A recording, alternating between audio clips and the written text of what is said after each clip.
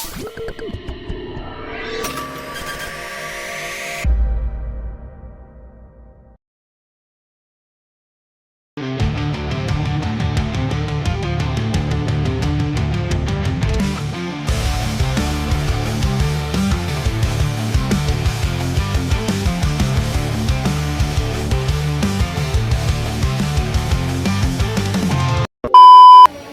dari kelompok 4 akan mengulas materi mengenai Grup siklik, ordono, dan order elemen.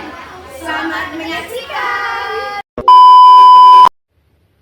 Diketahui himpunan U7 adalah himpunan semua bilangan A dengan syarat A kurang dari 7, FWB A dan 7 sama dengan 1, dan A elemen bilangan asli. Tentukan A, order setiap elemen dari U7. B, apakah U7 merupakan grup siklik? Jika iya, tentukan generatornya. Baik, pembahasan yang pertama kita akan fokus pada soal yang A, yaitu menentukan order elemen dari U7. Sebelum menentukan order elemen dari U7, langkah pertama yang harus kita lakukan adalah menentukan semua elemen dari U7. Di soal diketahui syarat untuk semua elemen dari U7 adalah A itu harus kurang dari 7, FWB A dan 7 sama dengan 1, serta A merupakan elemen dari bilangan asli. Sehingga diperoleh semua elemen dari U7 adalah 1, 2, 3, 4, 5, dan 6. Karena semua elemen ini telah memenuhi semua syarat yang ada di soal. Langkah kedua yaitu kita menentukan order dari semua elemen dari U7. Untuk menentukan order elemen kita menggunakan rumus A pangkat K kongruen 1 modulo 7. Artinya kita harus memangkatkan semua elemen dari U7 dengan bilangan asli atau dengan bilangan asli, kemudian harus menghasilkan kongruen dengan 1, atau ketika dimodulkan dengan 7 harus bersisa 1 untuk menentukan ordernya. Jadi untuk ordernya itu merupakan nilai dari si K ketika bisa menghasilkan sisa 1 ketika dimodulkan dengan 7. Yang pertama, kita akan menentukan order elemen dari 1, yaitu kita pangkatkan 1 dengan 1 akan menghasilkan 1, sehingga dimodulkan dengan 7 akan bersisa 1, sehingga 1 pangkat 1 kongruen dengan 1 modulo 7. Karena sudah bersisa 1 atau kongruen dengan 1, maka order elemen dari 1 sama dengan 1. Selanjutnya, kita menentukan order dari 2, yaitu kita pangkatkan 2 dengan 1 akan menghasilkan 2, modulo 7 adalah bersisa 2, sehingga 2 pangkat 1 kongruen 2 modulo 7. Selanjutnya, 2 pangkat 2 adalah 4, ketika dimodulkan 7 bersisa 4, sehingga 2 pangkat 2 kongruen 4 modulo 7. Selanjutnya, 2 pangkat 3 adalah 8, ketika dimodulkan dengan 7 akan bersisa 1, sehingga 2 pangkat 4 kongruen dengan 1 modulo 7. Karena sudah menemukan kongruen dengan 1, sehingga order dari 2 adalah 3. Selanjutnya, kita menentukan order dari elemen 3. Yang pertama, kita pangkatkan dengan 1, yaitu 3 pangkat 1, itu menghasilkan 3, ketika dimodulkan 7 bersisa 3, sehingga 3 pangkat 1 kongruen 3 modulo 7. 3 pangkat 2 adalah 9, ketika dimodulkan dengan 7 bersisa 2, sehingga 3 pangkat 2 kongruen 2 modulo 7.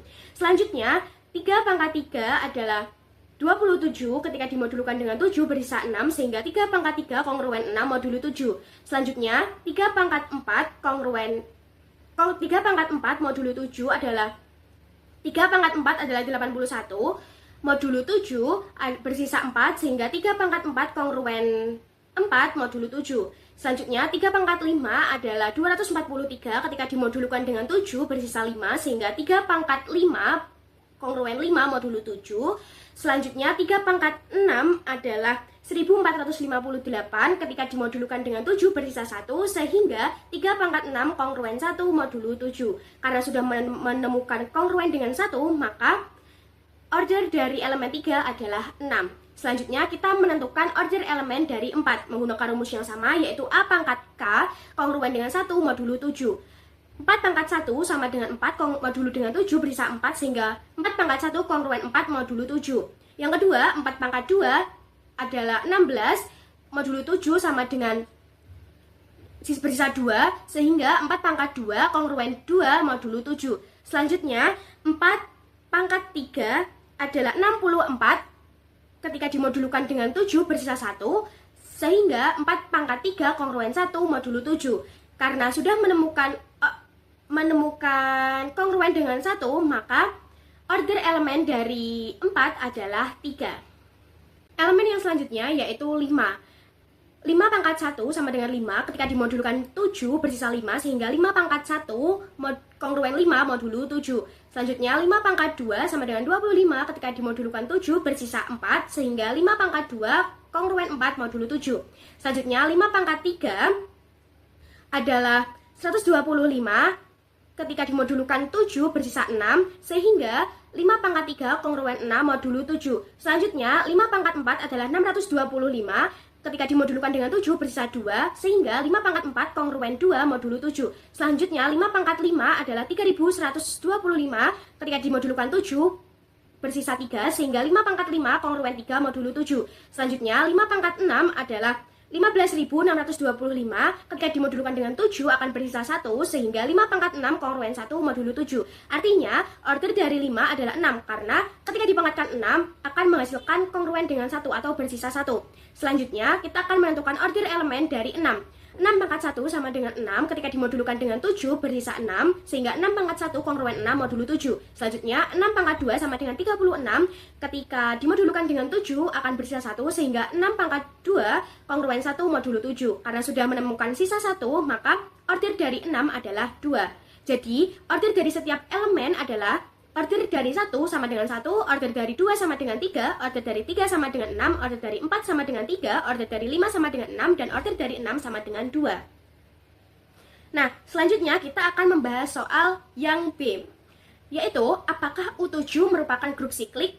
Nah, sebelum menjawab pertanyaan ini, kita harus mengetahui pengertian dari grup siklik. Grup siklik merupakan suatu grup yang memiliki unsur pembangun atau ada generatornya. Nah, kita analisis terlebih dahulu order dari U7 sendiri itu berapa. Nah, di soal tadi kita sudah mencari, di poin A kita sudah mencari kalau semua elemen dari U7 itu ada 6, yaitu 1, 2, 3, 4, 5, dan 6. Sehingga order dari U7 adalah 6. Nah, selanjutnya kita mencari apakah dari salah satu elemen dari U7 ketika dicari ordernya itu akan memiliki order 6. Nah, untuk pembahasan yang A, kita sudah mengetahui bahwa 3 dan 5 merupakan elemen dari U7 dan mereka juga memiliki order dari 6. Sehingga bisa dikatakan bahwa U7 merupakan grup siklik karena ada generator pembangunnya yaitu 3 dan 5. Jadi U7 adalah grup siklik dengan generatornya adalah 3 dan 5.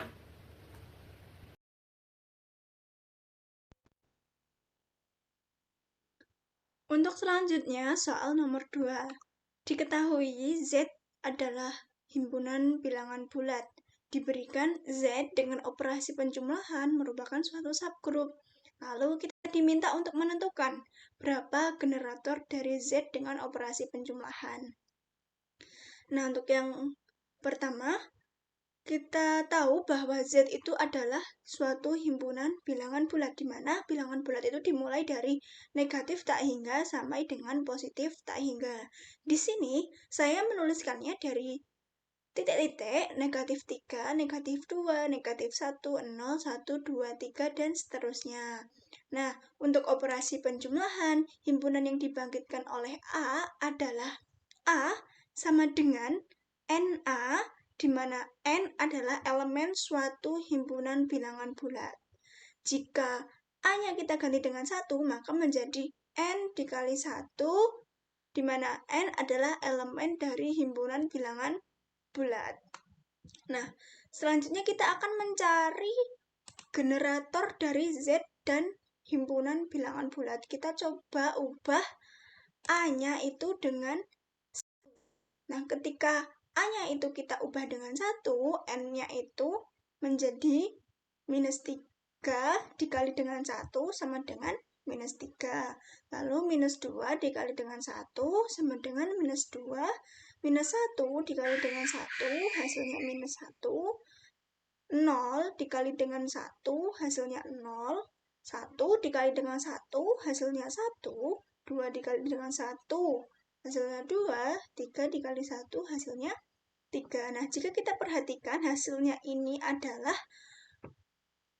himpunan dari bilangan bulat. Nah, maka dari itu A sama dengan 1 itu adalah generator dari Z dengan operasi himpunan bulat. Artinya begini, ketika A-nya itu diganti dengan suatu bilangan, tetapi ketika dioperasikan hasilnya kok tetap sama bilangan bulat, maka si A itu adalah generator dari Z dengan operasi penjumlahan. Nah, karena A diganti dengan 1 hasilnya adalah himpunan bilangan bulat, maka 1 adalah generator dari Z dengan operasi penjumlahan. Selanjutnya kita akan uji coba ketika A kita ganti dengan 2. Maka nilai N-nya menjadi negatif 3 dikali 2 hasilnya negatif 6, negatif 2 dikali 2 negatif 4, negatif 1 dikali 2 itu negatif 2, 0 dikali 2 2, 1 dikali 2 2, 2 dikali 2 4, dan 3 dikali 2 6. Nah, ini hasilnya memang sebuah himpunan bilangan bulat. Akan tetapi ada angka-angka atau bilangan-bilangan dari himpunan bilangan bulat yang tidak tertulis. Misalnya negatif 1, negatif 3, 3, 5. Nah, dia tidak tertulis. Artinya 2 ini bukan generator dari Z dengan operasi penjumlahan karena ada beberapa bilangan bulat yang tidak termuat di hasilnya. Nah, jadi generator dari Z adalah 1 dan negatif 1 karena inverse dari 1 itu adalah negatif 1. Secara logika, semua bilangan bulat dibentuk oleh angka 1. Karena 1 adalah generator, maka inverse-nya yaitu minus 1 juga generatornya. Nah, bilangan lain tidak bisa jadi generator karena kelipatannya pasti akan melewati angka 1. Seperti halnya tadi ketika A-nya kita ganti dengan 2, dia akan melewati angka 1. Ketika kita ganti dengan 3 pun, dia akan melewati angka 1. Begitu. Jadi, generatornya itu 1 dan juga negatif 1. Oke, soal selanjutnya adalah jika G adalah grup yang dibangkitkan oleh A adalah grup siklik dengan order 10, apakah H adalah grup yang dibangkitkan oleh A kuadrat merupakan subgrup dari G? Penyelesaiannya yang pertama, mencari anggota grup G. Seperti yang kita tahu, order dari A itu adalah 10, sehingga pangkat 10 dari A kembali menjadi identitas, atau A pangkat 10 sama dengan E. Sehingga elemen-elemen dari G adalah E, A pangkat 1, A pangkat 2, A pangkat 3, A pangkat 4, A pangkat 5, A pangkat 6, A pangkat 7, A pangkat 8, dan A pangkat 9. Dan order dari G adalah E, A pangkat 2, A pangkat 3, A pangkat 4, A pangkat 5, A pangkat 6, A pangkat 7, A pangkat 8, A pangkat 9. Jadi order dari G itu ada 10. Kemudian langkah kedua mencari anggota H. Karena H adalah grup yang dibangkitkan oleh A kuadrat, maka anggota H diperoleh dari pangkat-pangkat A kuadrat. Yang pertama, A kuadrat pangkat 1.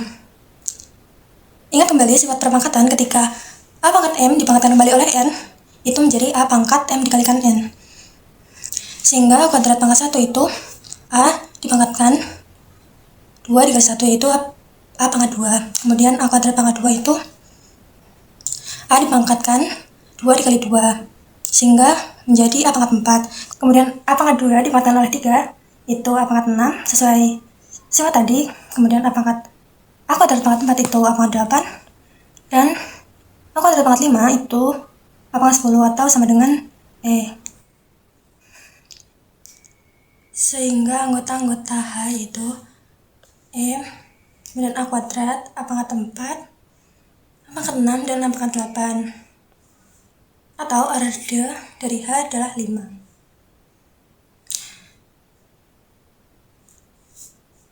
Kemudian langkah 3, analisis H sama dengan A kuadrat apakah merupakan subgrup dari G. Yang pertama, karena semua elemen H itu berada di G, maka H itu subset G. Itu kan H sama dengan E, A kuadrat, A pangkat 4, A pangkat 6, dan A pangkat 8 itu kan terdapat di G, sehingga H itu subset dari G. Kemudian memiliki elemen identitas. Elemen E atau elemen identitas dari G itu berada dalam H. Yang selanjutnya, teorema Lagrange terpenuhi. Artinya, orde dari H harus membagi habis orde dari G. Seperti yang kita tahu tadi, orde H adalah 5 dan orde G adalah 10. Karena 5 membagi habis 10, atau 10 dibagi 5 sama dengan 2, maka syarat ini terpenuhi. Kemudian sifat tertutup dan inverse. Karena H sudah pasti tertutup, hasil perkalian selalu genap dan memiliki inverse, atau setiap elemen punya pasangan yang menjadikannya kelipatan. Perkalian selalu genap dari sifat-sifat sebelumnya, yaitu H itu subset dari G, kemudian memiliki elemen identitas, dan kemudian teorema Lagrange terpenuhi dan sifat tertutup serta inverse, maka bisa kita simpulkan bahwa H adalah subgrup dari G. Dan sebenarnya syarat mutlak subgrup itu hanya ada 3, yakni tertutup, kemudian memiliki elemen identitas, dan memiliki inverse.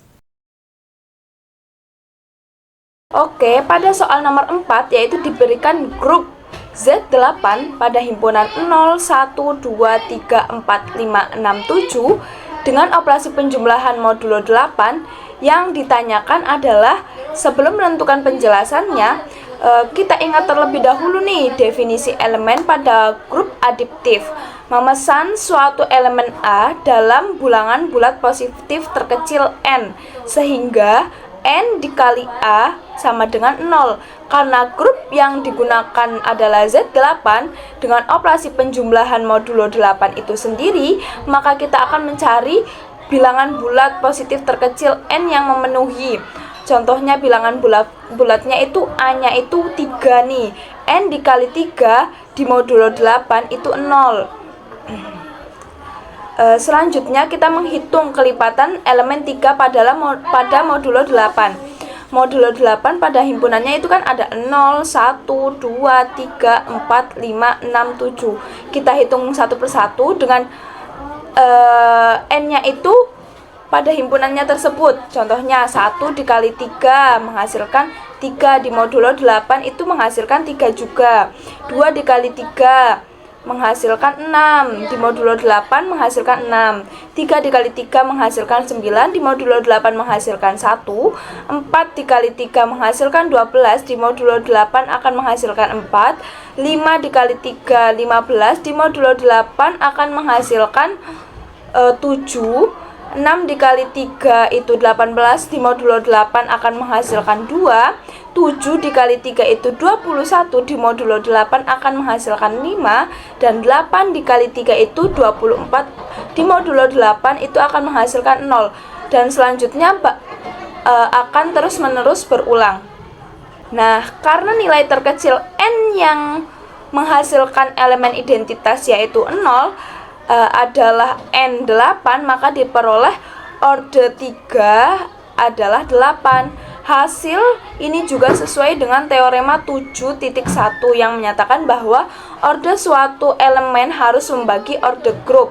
Karena pesanan grup Z8 adalah 8 itu sendiri, maka orde elemen 3 memang dapat bernilai 8.